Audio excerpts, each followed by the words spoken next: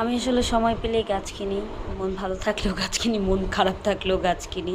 এটা বাগানীদের একটা মূল সমস্যা। আর আমি আগে গাছ কেনার সামর্থ্য থাকতো না, তাই গাছ কিনতাম না। সামর্থ্য থাকলেও গাছ রাখার জায়গা থাকতো না, কারণ ছোটো বাসা ছিল, বারান্দা ছাড়া বাসা ছিল।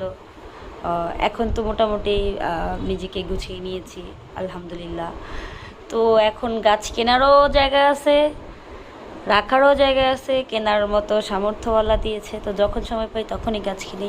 যেমন আজকে দুদিন ধরে ইচ্ছা করতেছিল গাছ কিনতে, যেই কথা মানে যেই চিন্তা সেই কাজ, কিনলাম।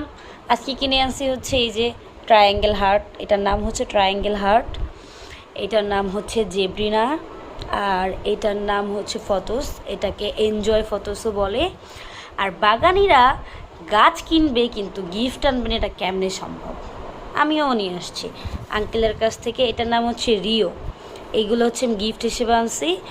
আর এটা হচ্ছে রেন লিলি, এটাও আমি গিফট হিসেবে আনছি। মানে গিফট না আনলে কেমন জানি গাছ কিনে না শান্তি লাগে না।